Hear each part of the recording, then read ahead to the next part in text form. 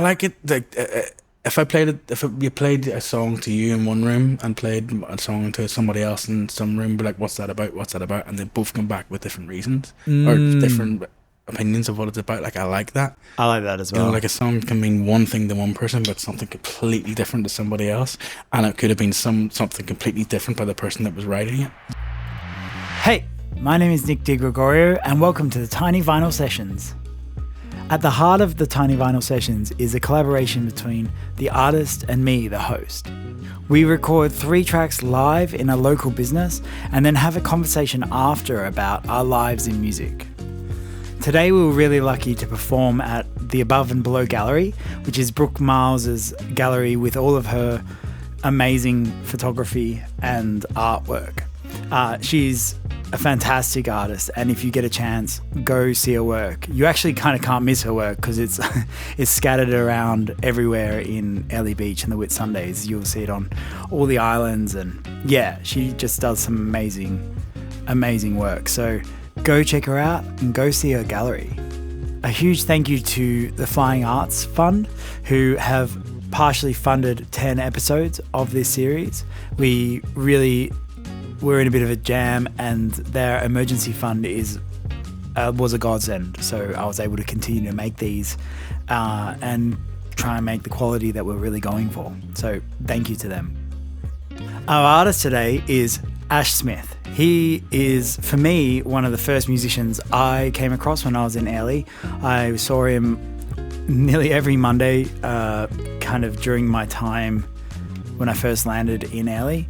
And it was really nice to be able to collaborate with him and get him on the podcast. And you can hear what I got to hear straight off the boat, I was technically off the plane, so I don't know. Anyway, let's get into it. Try again. Cheers. Cheers. Thank you so much for playing, man. It went really well, I think. Yeah, it was good. It was fun. You haven't recorded for a long time. Yeah, I haven't done other than like a couple of live videos, but nothing really like this in probably 6-7 years or something. Yeah. Something like that. When was the last time you did record? I've done a couple of promo things for weddings. When I first came over to Australia, and I'd done backline sessions in Melbourne. I think I was only here for like a month or 2 or something, and then I ended up doing that. Yeah, which was fun. It was cool. Yeah, I saw it. It was it's a nice one. That's because you showed me like Go Release. Yeah, they're really nice tunes. Were you happy with? Because originally we were going to do 3 originals. Yeah, and then you're like, we'll do 1 original. Yeah, I just thought 1 original, a couple of covers, a bit more fun. I don't know. Just felt like 1 original was enough. How did you feel mentally going into doing recording? Did you have any reservations about going into it? No, not really, not at all.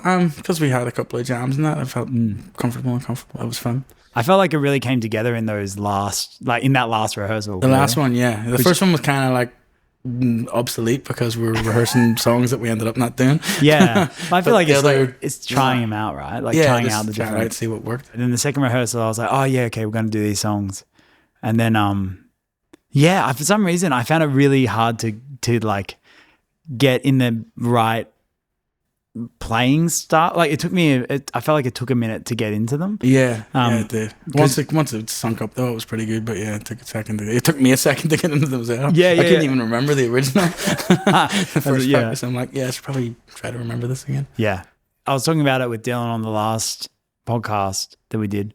Oh no, 2 podcasts ago when this comes out.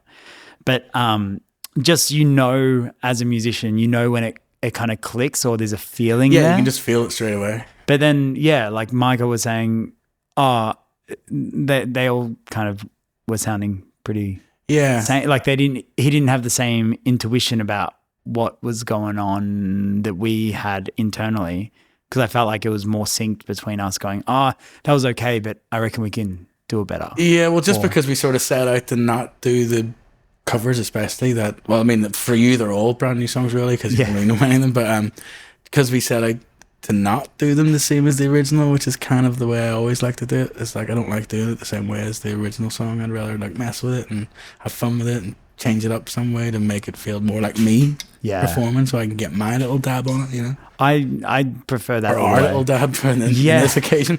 This one's like the meshing of people make it, because you were saying that you're playing everything too fast, right? As in, like, I feel that everyone in town, the venues that we play in regularly, we always play things up. Like, it's not the first time someone in LA has been like, oh, I play everything too fast at the moment. Or not that I play everything too fast, but I would like to slow them down in. Yeah, but then even sometimes the fast songs, I tend to slow down too much. And then, if you know what I mean, it's always changing it some way or another. Yeah. I think it depends on what venue you're playing as well. You know, if you're playing the likes of Paddy's or Bodie's or Magnum's or a bit more uppity sort of ones, you sort of have to get the crowd going. Yeah. Then you play the restaurant, the Sorrento vibe, you can sort of sit back and relax into it and kind of play what you want and make a nice sound and get people into it, sort of thing. Yeah, exactly. It's kind of like different there. It's like background music and and the likes of Paddy's and that, it's the frontal music, you know. Yeah, you're there to do a job and get the people having fun and singing, which is fun. It's fun. Different. It's just different. It's kind of nice to be able to do both in this space of a week. I think the harmonies felt better in that one for some reason. I think so. I like, I'm throwing myself off with the harmonies. I'm not trying to think about it too much, but like, nail it. I don't know. It's not. Right. One more, and if I fuck it up, I'll just pick one of the other one. Yeah. So this is easy. Yeah. Let Go, Release, Last Take, Fun Take.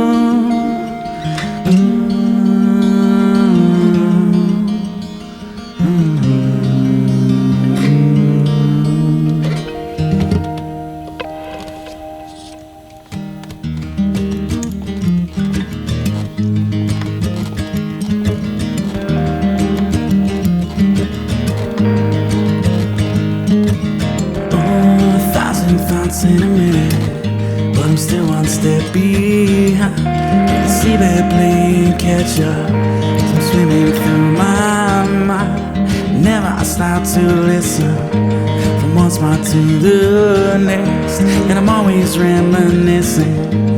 What if, oh, isn't it great to be so free? Oh, the darkness falls and you still can't sleep. Feel the sand between your toes when you're lying in bed, thinking everybody let go.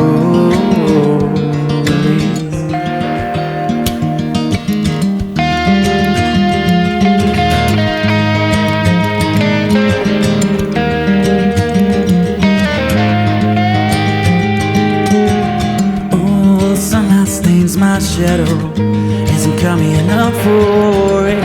Hot tides will navigate me as I'm searching for myself, open up my eyes to this wonderful world, transparent pack full of millions of good things. Oh, isn't it great to be so free?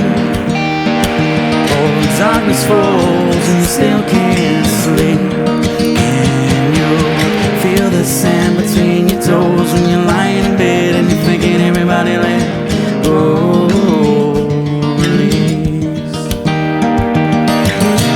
Isn't it great to be so free? And I'll break the water, it's time to breathe.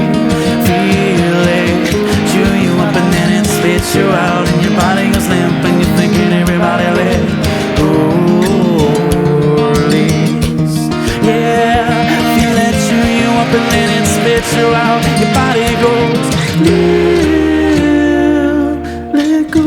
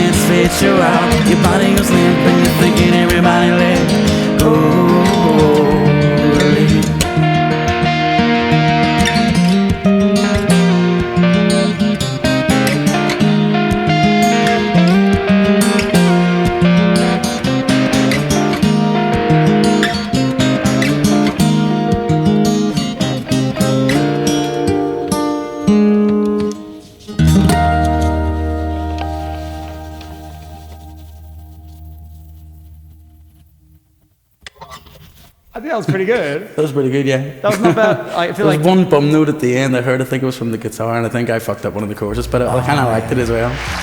Hey, just me. I just wanted to say, if you have any suggestions for artists or any venues that you like, I'm slowly expanding and wanting to go to places like Mackay and Townsville to go record up there with those artists. So if you have any suggestions that you would recommend, even further up to Cairns or in between, please send through either my information to the venue or to the artist and tag them in something, or just let them know that this thing exists. It's going to be we're pushing it a little bit more as we get into the new year, and I'm unbaby duty. The baby isn't so young anymore, so we're able to move a bit quicker. So I'm excited for the future of this podcast, and I'm hoping that you will help me grow it.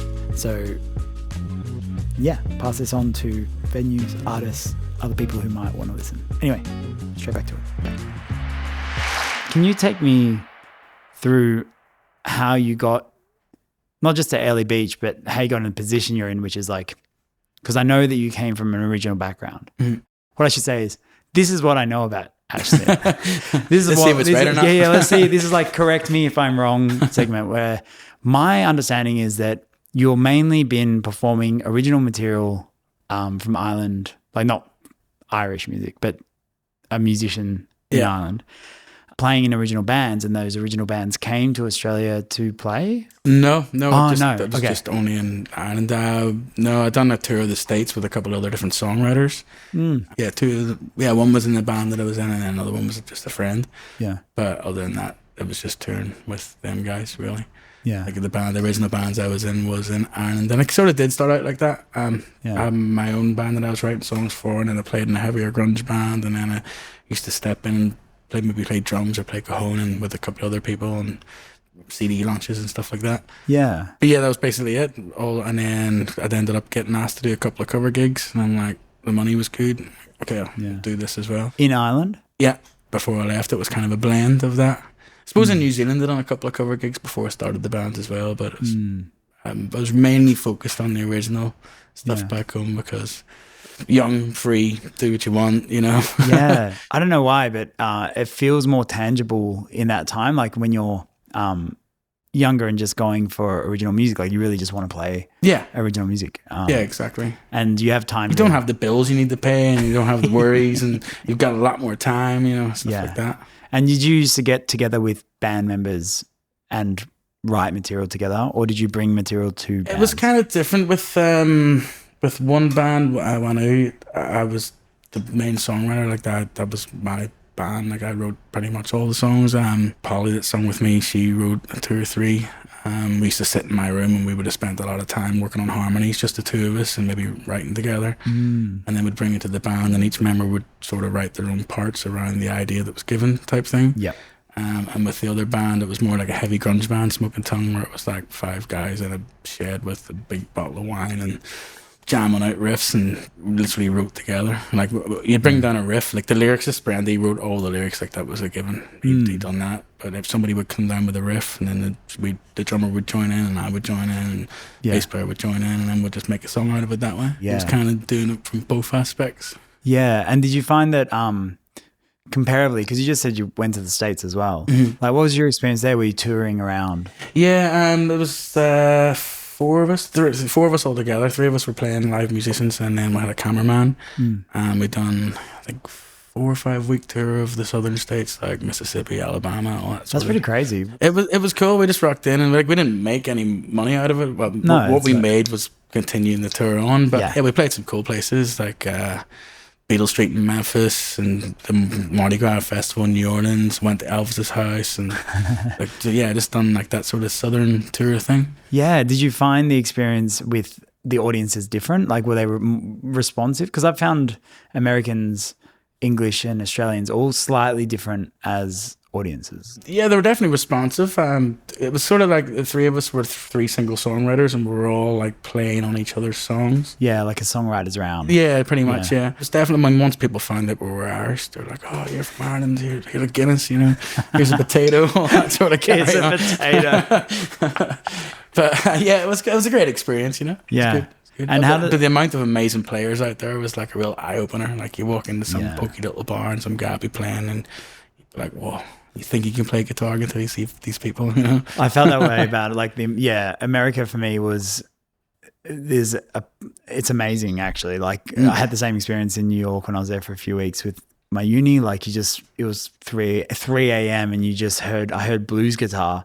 I think I lost the pack of people I was in because I just got drawn into this bar. And then there's these people playing amazing blues music that I've never heard quite like that ever again. It was kind of the same in the French Quarters in New Orleans. It was like that. You'd walk in and just be like jazz players and blues players everywhere, and I'd just be standing with my mouth open, just like astonished. Yeah, skill. It's insane. Like appreciative, but also astonished. You know, I think it comes from like there's a real history there of the music, so it's really in a lot of American players. Like 'cause I experienced that.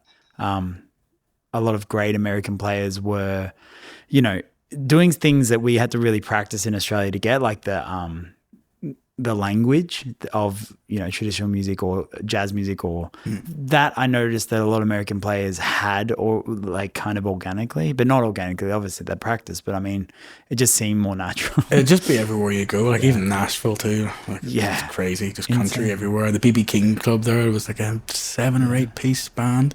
Yeah. And they were amazing, like absolutely amazing. I think we were the only 4 white guys in the whole venue. But it was so great, you know.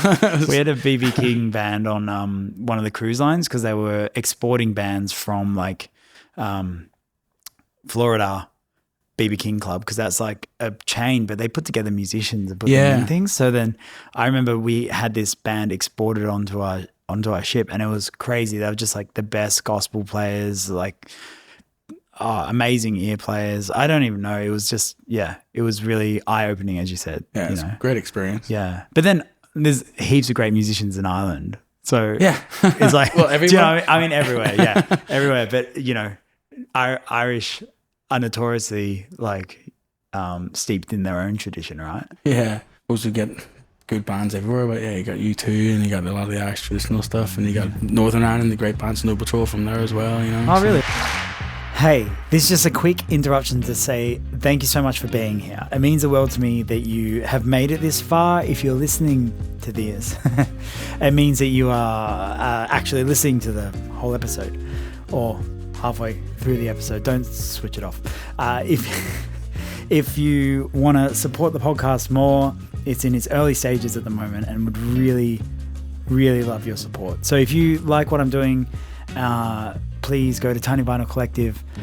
We've got a Patreon and building out things as we speak. So back to the podcast. So take 2 was a good one. Now we can relax and play even better.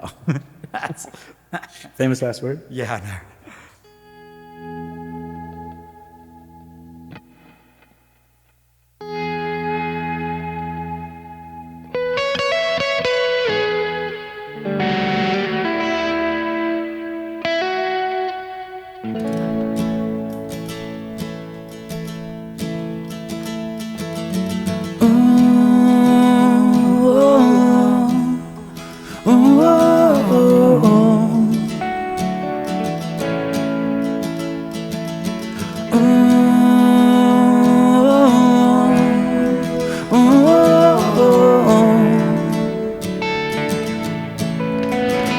And I remember sickness was forever. And I remember snuff video. August and September's distance since we cover. Fist fights on the beach. The busies round us up. But do it all again next week. An embryonic love. The first time that it's yours.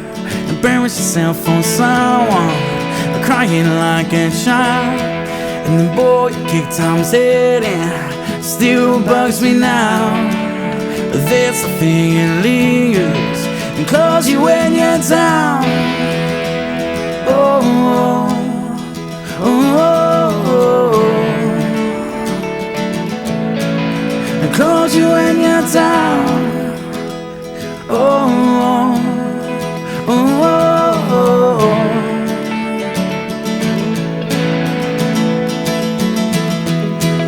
was far too scared to hit him, but I would hit him in a heartbeat now. There's a thing with anger, it begs to stick around, so we can fleece you of your beauty and leave you spent when out to offer. Makes you hurt the ones who love you.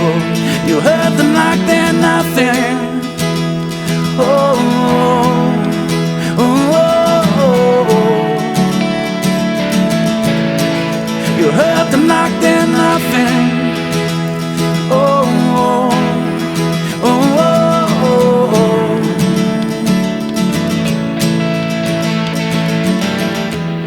See, I spent my teens in race, spiraling in silence, on myself with a grin, 'cause I was always a fucking joker, buried in the humor, amongst the white noise and boys, on locker room talking lies, dressed in cheap drinking slide fights, a mirror picture of my old man. Oh God, the kids are damping, got each other with look sad.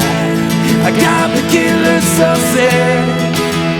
Oh, oh, oh, oh, oh. I got the killer so sad. Oh, oh, oh, oh, oh.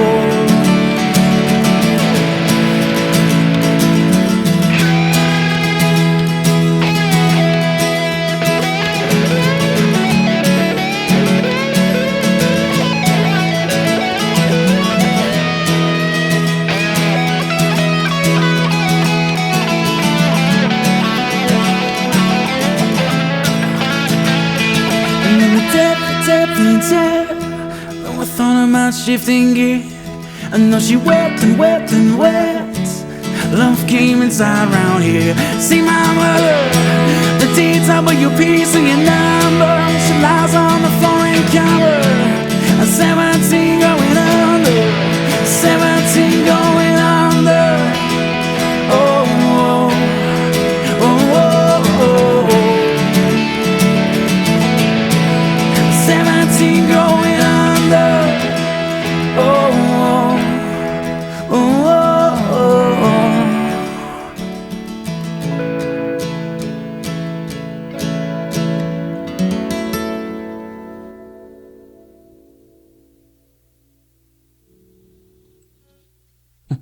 Nice. I think that one felt good, but your guitar was really loud in my head. Was but it? But it was okay. But I think it felt good. Maybe that's why I felt liked it, because I heard heaps of your guitar. Yeah, there's like...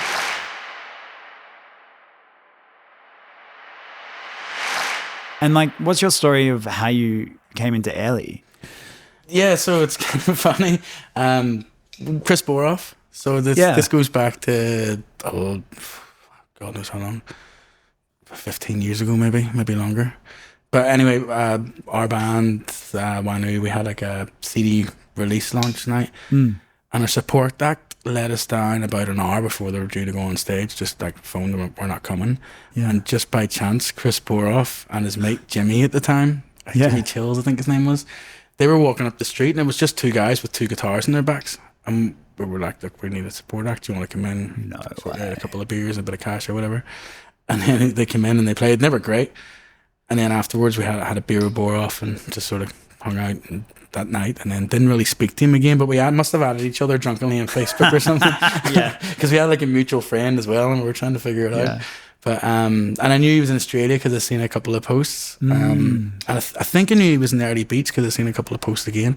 But anyway, then I came to Australia and then found my way up here after touring around for a while. So you saw Chris up here? Well, I was standing in Magnums and Chris was playing. And I remember looking at the stage. I'm like, I know that guy. Yeah. And he kept glancing over towards me and I'm like, we definitely know each other somewhere. Yeah. So I waited for a break and then we figured out through Facebook we knew each other. Shit. So he let me play a couple of songs on his break in Magnums. Cool. And then I think little Jared at the time was manager, and when we came off and he was like, are you going to be around for a while? Would you be interested in a gig? And I was working in the farm in Mackay, so doing your 88. Doing the 88 days thing. So I'm like, yeah, I'll take a gig. So I ended up in the farm for ages, but I was coming up here at the weekends, doing 2 or 3 gigs and going back to the farm and back up. That's pretty crazy. I really didn't, I had no understanding that you had met Boroff. Yeah, one night. And that was it. One night, that was it. And then just by the chance, around the same time, his sponsorship had just finished with Total Entertainment, which again, another freak thing. So I done a couple of gigs, and then I got a phone call from Dylan. I don't even think I'd actually met Dylan at this point. He'd just been getting word of mouth from Chris and whoever else at the venues. I'd done a lot of stuff in Bodie's and Shed Bar and that. And Dylan offered me a sponsorship, and I was actually on the farm in Mackay. I'm like, hell yeah. Yeah, you're like, yes, I'll be there. So I wrapped up the farm, done the 88 days, came up, and got sponsored this day. That's insane. I actually drink beers and play music. It was great. Yeah. And that's been like what, 9-ish years? 9, 10? No, I think I've been in Australia 9 years. I think I've been up here maybe 7, something like that. Okay, so like maybe like 8. 2017, 2018, 2019. Yeah, something like 18. that. Probably should have thought about this before this Yeah, conversation. no. I've never. Yeah, it's not necessarily a hard, biographical detail thing. Fair. But did you notice a difference working up here than you'd worked before? Hard to say. I think I've seen a lot weaker musicians in certain places. Yeah, if I can say that. But yeah, I feel like I've seen like sometimes you'd rock into a venue or a pub or something, in the city, for example. Yeah. And maybe you'd see a weaker musician and you might go, oh, that's not really for me, and walk out. As we're up here, I don't think I've ever done that. I think pretty much everybody that plays is very strong in what they do, you know? Especially with... that's the only difference I would probably notice. Yeah, that's interesting, actually. I think it's like a...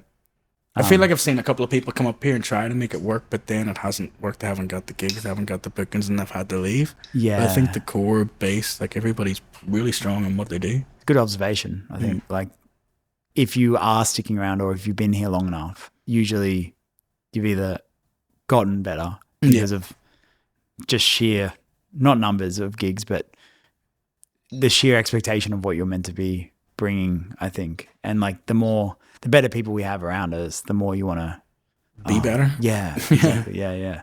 It's pretty cool. And especially the different types of venues too. You know, you got certain people that are suited to the more restaurant-y vibe, and you got certain people that can pretty much do it all sort of thing, and then you got certain people that are suited more to weddings, and everybody has a different sort of groove. I kind of feel like it's good to do all of that. If you can do all that, then you can kind of master it, sort of thing, you know? Yeah. Well, I was saying that if you could play a party set, you can usually come down. Yeah. But if you're like, sometimes if you get stuck in, I can only do down kind of Sorrento's gigs, it's harder to jump into that Paddy's thing if you're not used to it. Yeah, the jump. Or like, they're just examples I usually think about. Yeah. I don't know. I think the all-roundness is what's useful to people. Like, not that the chilled out gigs take any less talent, because they don't. Sometimes more, because you can actually hear every single note and every single thing. But I love them. Like, I love playing Sorrento's. It's probably one of my favorite gigs. Yeah. Like, not that I don't like playing anywhere, but I just like the fact that I can do that. And then maybe, generally most weeks, then I have to rush out of there and pack up and go and play a busy thing. So sort of doing the two things in one day, which is kind of cool, you know? Yeah, the doubles. Were you doing doubles at any other point? Back home, just before I came out here. I reckon maybe a year or two before I came out here, I started doing cover gigging properly. Yeah. I was doing doubles just at the weekends, but I was working full time as well. So it was like working 40 hours a week, doing a couple of cover gigs at the weekend, and then having maybe 2 or 3 band practices during the week, and it was just flat out. Yeah. It was worth it. Yeah. And it took me a long time to actually quit my job and realised I can actually make a living out of this. Yeah. Like, it took me a long time. Like, my ex-girlfriend, she was pushing me to try and do it quicker than what I actually decided to do it. You know, she sort of pushed me out the door to that. Was it because is it that thing of, didn't realise you could make a full-time living doing it? Or the security of a job too. Yeah. And it was the time. It was the 40 hours a week that you lose in time. Yeah. Like, that was 40 hours that I could put towards a business, pretty much, like me as a business and playing music, you know? And were you dedicating, like, when you did quit, were you dedicating most of that time to practicing and getting more rep, or was it more businessy side of things of, like, hustling? Probably about 50-50. Like, I was able to do a gig, 2.5-hour gig back home, a 3-hour gig, like, fine. But it would have been, like, my set list that maxed, because I'm like, okay, I've got that, I've put enough work into that, I'm going to go back and do my original stuff. Yeah. But I was definitely learning more songs, but also doing some recordings, going out, cold calling pubs, getting an EPK, sending around the place, sort of just playing anywhere and everywhere you can, meeting different promoters in different parts of the country and sort of traveling around. That's a much different experience than I feel people have up here, because I feel like it's such word of mouthiness up here. But getting your EPK together and things like that is much more of a city. Like in the UK, it was much more important for me in bigger cities. Do you find that you just don't have to worry about that as much up here? Yeah, definitely. At the start, I definitely did. Yeah. Like I had to. It took me a long time to get my foot in every venue, but once I was in, I just haven't. I've been playing everywhere ever since. You know what I mean? Yeah, well, you're like, to me, you're a staple, because when I crash landed here in COVID, I remember coming and you were the main musician I saw, because I would always go meet my friend for a drink at. And a game of pool and booties. Yeah. So there's like the weird guy in the corner that's watching a bit too hard. And I'm like, why is he watching me so much? I didn't know he was a muso. Now I'm like, he was just watching my fingers. Yeah. What a creeper. Get him away from me. I think it'll still be the same though, if and when I do leave the town and decide to go somewhere else, I'm going to have to do that all over again, you know? Which is fine. Like, it's just part of it. It is part of it. It's I find it hard. You can get really comfortable here, which is good and bad, because then all the EPK stuff, all the like updated stuff, everything. It's a bit of I'm trying to do the thing where I kind of maintain it, so that, because I did have to do a little stint in the UK in 2025 and do like 3 months there, so I had to update everything, and some things that worked back then didn't work this time. Like I made a really kind of weird promo-y me talking to the camera between clips of me playing and kind of explaining who I was. That worked really well in 2013 or 2014 when I went to London. But I found that it didn't have the same impact as it did back then. So yeah, changing my material to suit, I don't even know how to make it suit a modern era, because there's so many things that have changed since it does. But every time you do it, you got to gotta keep up with it. Just do it again. The sponsorship was kind of good for me, because I had to get like a lot of, I had to prove I was a musician back home, like to the government, and that's, so I had to get a lot of sort of testimonials and references from heaps of different pubs and restaurants and what clubs and whatever else I played in. Yeah. So they were kind of good, because I still have them all on file. Oh, really? So whenever I first came here, like I had a folder of that, and I was able to show like I was a resident in this place for 2 years, and I played here twice a month for a year, whatever the hell it was. Yep. And like 5 or 6 different pubs and 5 or 6 different clubs, and tried to show that the range of different places so that I was playing on, and on like headed letter and signed and all that sort of carry on. So you found that actually, because like that's a new way of doing it for me. I've never heard that. Like where you have like. Well, it was just because I had to do it from a sponsorship, because I had to prove to the government that I'd been working as a musician for so long. Yeah. And then when I was doing my EPK, I was like, I should use this and let the venues know this and see it from other venues, and they can contact them if they need to. So I suppose it's kind of like a word of mouth, but not really, because I don't know them. Yeah, but it's like a resume. Yeah, pretty much. Yeah. It's like a modern performance. Because I had to do like a music resume and like a personal resume from a sponsorship, so I sort of like, well, it's handy. I'll chuck it into the EPK. Yeah, that's it. Sorry, 1 sec, boys. Just to double check. Yeah. Sorry. Fuck! I knew that was a good one too, and I was like, fuck. The moment when you get in your head when it's like, oh, we're getting it. Yeah. Like, no.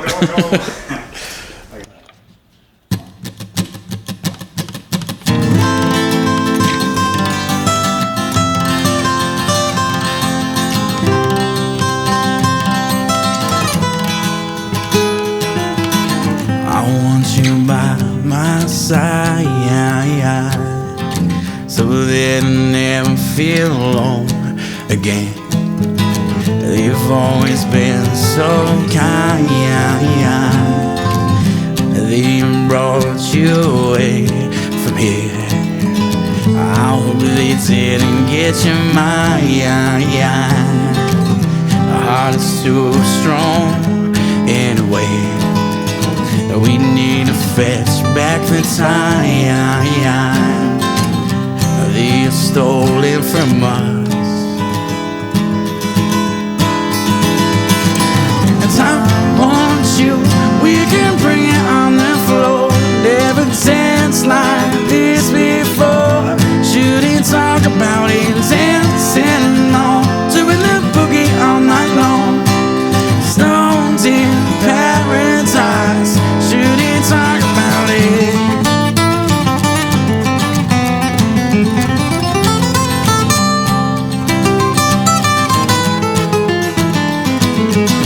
The coldest winter for me. No sun is shining anymore. The only thing I feel is pain caused by absence of you. A suspense controlling my mind. Cannot find a way out here. I want you by my side, so that I never feel alone again. And I want you, we can bring it on the floor. Never danced like this before. Shouldn't talk about it, dancing on, doing the boogie all night long. The stones in paradise. Shouldn't talk about it, and I want you. We can bring it on the floor. Never danced like this before. Shouldn't talk about it, dancing on, doing the boogie all night long. Stones in paradise. Shouldn't talk about it.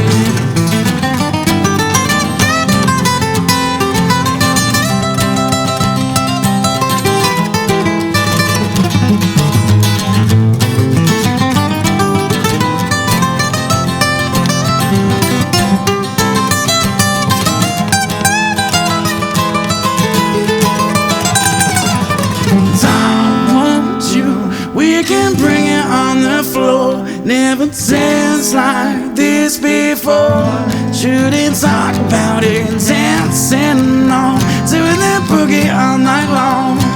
Stones in paradise. Shouldn't talk about it. I want you.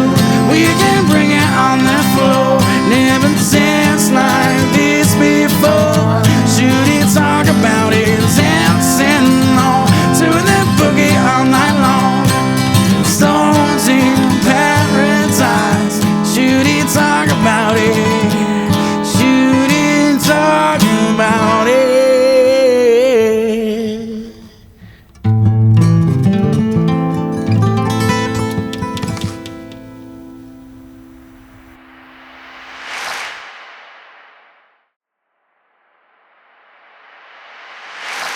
I didn't realize until we were like, in general, a lot of the musicians up here are kind of self-taught. And I noticed that you're self-taught as well. Yeah. And I just like, it always blows my mind when people are self-taught in the way that you are, where you like can communicate. It's kind of like for me when people can have the gift of the gab, but they can't read writing. Mm-hmm. To me, they're a similar thing. How did you teach yourself into this position? Do you know what I mean? It's such a weird thing for me. Yeah. I had, when I was a P7, like a super young kid, I had 2 violin lessons. I don't play violin anymore, obviously, but that's the only lessons that I can remember having. My dad showed me a couple of scales and a couple of chords, and I had a friend, Chris, back home, whenever I got really interested in guitar. He's a good player, and he showed me bits and pieces, like maybe jam a song with him over a beer on a Friday night, and then I'd just sit at home all week and like learn and get better and go on to YouTube. Actually, I don't even think it was doing YouTube then. It was books from the library. Yeah. Just like hiring a book out of the library and reading like Beatles tabs or whatever, and just like learning, teaching myself songs. When knowledge was like a bit harder to get a hold of. Yeah. You couldn't just YouTube something. Yeah, and then after that, it was pretty much just on the YouTube, or jamming with other people was a big help. Yeah. Especially because we practiced so much in the bands, like learning new chords and stuff from different people and great guitars, Yeah. Sort of watching them the whole time going, what's he doing? So it's real just absorbing. Yeah, and then there's a lot of time spent at home, like when I came home after work and just like sitting there for hours and not going out and just sitting watching the football match and with the guitar in your hand, just noodling, not knowing what you're doing, but then go, oh, that sounds good. And then that might inspire you to write a song or something out of one silly chord or whatever, stuff like that. Yeah, so you'd always just come from an inspiration point of view with your writing as well? Yeah, I'd done it both ways. It could have been lyrics first, a poem first, or it could have been just sitting, watching the footy game and then noodling, hearing something and then going, oh, I'm going to base a song around that. And then finding a melody for that and then finding words to fit the melody. I think that was my favourite way to do it. Yeah. But then I did like doing the poem thing, like, because if I had something to get off my chest. Yeah. I just write it down as a poem and forget about it, and then maybe a few months later I'd look at it and be like, oh, that's kind of cool, and then try to find the music to fit the poem. That's kind of cool. And would you do that via just like verbally playing it and just trying to fit like, would you find a phrase within the poem and then just, or is it just like real natural? I'd just, I'd maybe try and put together like a melody, a riff that I had, and then I'd look through poems and be like, oh, that might fit, or that might fit, and then find one that fits. And then obviously you're going to have to change some words and stuff, but the idea is there. Yeah. And then you're sort of focused on making the music sound as good as the poem does, if you know what I mean. Yeah. And then vice versa, the other way around. The music sounds good, so you'd have to find the lyrics to be as good to fit the music. You don't want the music to be great and then the lyrics to be like kind of cheesy exactly. or yeah. And I always like the sort of abstract writing as well. I didn't really like the plain black and white sort of. Yeah, I noticed that your writing is kind of in that Ben Howardy kind of lane. Like it's kind of, especially after you hear it, the form are strange. Do you know what I mean? They're not like cookie cutter forms. They do have like a chorus, but you know, there's a weirdness around that. There's a weirdness around it. Like even it was really enjoyable getting that like single high bit in that, like that one bit in the song. It's kind of like there wasn't a bridge. I don't even know where that came from, but it happens, and I'm like, that's cool. It kind of like had like this really nice arc to it. Do you know what I mean? And it went to that peak, but yeah, it's not a bridge. It's not I don't even know what it is. It's like a mini hook, but there's not really good ways to describe it. And I find that way with things like Ben Howard's music or, music that doesn't really fit. Even the one that you picked, the 17 Going Under. Yeah, the Sam Fender. Similar. He's a Newcastle fan, so we like Newcastle. Yeah, I noticed that. And did you get drawn to that because of all the... No, I actually just, I don't even know how. I think I heard him do a cover with Holly Humberstone, like a real acoustic cover, and I actually heard that before the original. Yeah. And they'd done it as like a call and response thing, and I really liked it. And then I heard the original, and I liked it even more. Yeah. So I don't know. I think it was, the storytelling in it as well was kind of cool. I'm very much about the storytelling. And again, it's not black and white. Yeah. Yes, like it's not really abstract as such, but it's not black and white. Like you don't know where he's going. He's writing crazy lyrics, and I kind of like that. Yeah. I like it as well. I can see where you're getting drawn to. Do you know what I mean? Like with your choices, and you're talking about you really like dynamics in a song. Yeah, hugely. Dynamics and harmonies. Yeah. Yeah. I was like, I love harmonies. I wanted to get so many more harmonies than we got, but I was like, I just don't have time to learn them. But I think we managed to get some good harmonies in there. Yeah, especially for what we jammed like twice properly for like an hour and a half each time. So we've done pretty good in the short period of time we had. Yeah. I was like, I can do this in 4 days. We've got this. It was really nice. But I think the dynamic thing really plays a role in those kind of forms that aren't, like hard chorus into a clear verse. Yeah, verse, chorus. Yeah, like a little bit of mystery. Yeah, and those and that chorus in that Let Go release does have a bit of mystery to it. Like it took me a while to understand it, like from my perspective, because I was like, where is this going, or what is this doing? And then after, like this morning, I remember waking up with it in my head, like the chorus. That's a good sign. It's happened to me a few times over the Tiny Vinyl sessions, but like someone's original that initially hasn't sunk in because it's not like an earworm in that cliche way, but it kind of seeps into your consciousness somehow. Yeah, on first listener, second listener, fifth listen, you might not get it, but like once you get into the swing of it, you're, oh yeah, I get this now. Yeah, I think that's a huge thing for me. Like, I always like the lyrics to mean like, I say abstract lyrics, but it is that, but I like it like. If you played a song to you in one room and played a song to somebody else in some room, be like, what's that about? And they both come back with different reasons or different opinions of what it's about. Like, I like that. I like that as well. Like a song can mean one thing to one person, but something completely different to somebody else. And it could have been something completely different by the person that was writing it. Yeah. Like, I like that not black and white thing. It's like ambiguity. Yeah. I've tried to write the black and white way before, but I just get bored. Yeah, it's a bit too obvious, right? Yeah, that's not enjoyable. It's also like beautiful lyricism creates imagery that makes you feel a certain way. Yeah. But it doesn't tell you how to feel. Yeah, that's it. It just lets you. Let you feel it, whatever way you're gonna feel it. Yeah, I like that. I like that as well. I've always kind of wrote like that. I think even a couple of ones I wrote when I was just learning. Like I pretty much started writing as soon as I was learning. Like Green Day, Time of Your Life was the first song that I played fully. But I think by the time I played that fully, I had like 2 or 3 original songs. That's pretty cool. Which was cool. But like, I don't even remember one of them. But yeah. Yeah. Well, Like do you have like little voice notes that you could always come back to? I've got books. I've always kept all my books. That's the thing. I've got them here. I brought them with me. So I've got like a stack of books, like all different shapes and sizes, and some are ripped and some are scribbled, but they're always there. And all the time I go through it, sort of would remind me about a song that I wrote but never recorded. Yeah, well, I really liked your other ones that you brought in before, like as in the ones that we didn't do, but you're like, oh, I just need to finish this one. But I thought they were really strong. I would love to like hear more of your writing. Do you reckon that you'll get back into writing? Since doing this, actually, I have been a bit more. Good. I got lost in like just doing the cover gig thing for so long, but recently I actually have been finding myself just sitting with the guitar. I went to the beach the other night with it. I haven't done that in a while. That's like, it's such a nice thing to Bottle of red wine and a guitar at the beach at like 12 o'clock at night, and I live right beside the beach, so it's perfect just to walk there and back. Yeah, that like the magical, like sometimes you come out with some really beautiful stuff when you put yourself in. That's kind of the way I always sort of done it. I mean, my bedroom back home, I suppose I did write a few, but generally it was like going off on a walk or disappearing, or throwing the guitar in a car and disappearing somewhere and just finding somewhere nice, secluded, and take a lot from the surroundings. Because I didn't realize that you had such a back catalogue either, because then you're like, when you're presenting tunes, I was like, fuck, you've got a lot of written music. I just don't really show anybody them anymore. Yeah, but it's so nice. I think you should. 4 or 5 albums, I think, of my own stuff, and then stuff that I wrote with other people.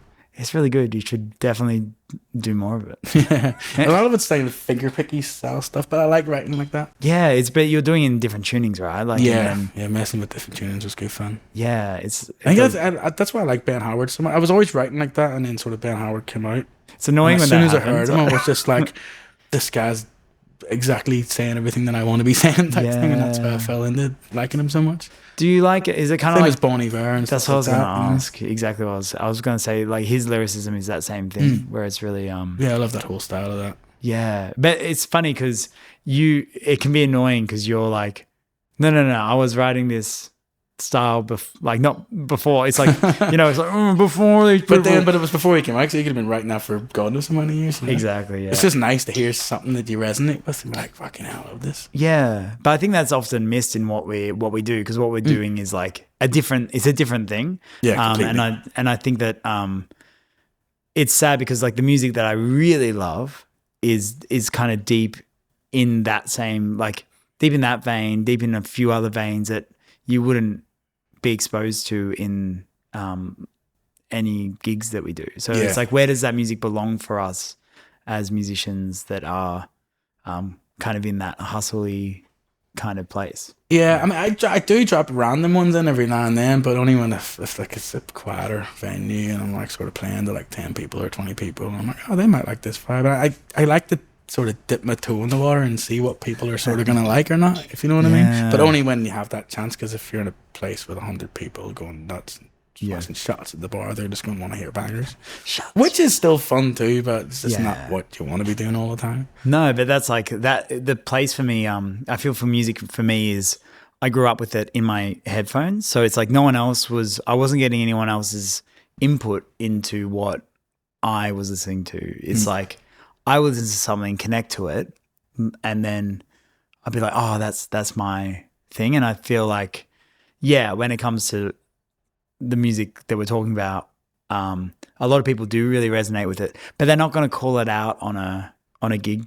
If somebody does call something out to me that I know that's kind of out there, I'll do it. Yeah. I'm like, I'm going to do this. Well, Ben Howard does get like, and when I was in the UK, that was Keep Your Head Up was like a standard. Yeah, it's a good one. Yeah, that was, but here I find it's more like the English people who pass through are like, or do you know this? Get it played. Yeah. Actually, I went to see him down in Sydney 2 years ago. Me and Christy went down there. It was good. Oh, cool. Yeah. It was nice. And was it? Yeah, it was nice. Yeah, it was good. I mean, we had lots of tequila. Yeah, which was great. I forgot about the concert. Luckily, we went heavy the night before, so it was okay the second night. Man, thank you so much. I really appreciate you doing this. Like, it's a lot of time out of your schedule. Nah, and it's stuff, good. So it's like, Good fun. yeah, definitely want to hear more of your original stuff as well. Come and play them on me. Yeah. Thank you very much for having me. I appreciate it. Man. I appreciate it. It's always good fun to jam with people. It is. It makes a big difference. Yeah, awesome. Thank you. And thanks, Brooke Miles. This is such a good venue for it. Yeah. And that is it. Thank you so much for tuning in. I appreciate you being here. If you have any thoughts, any feelings, please send them my way. You can reach me at info@tinyvinylcollective.com. And yeah, share this around. Go support Ash Smith. Thank you again to Brooke Miles for letting us use her beautiful, beautiful studio. All of her artwork really just made that video pop. And go check out all the music on the platform of your choosing. See you next time. I don't know why I'm shooting here. Okay.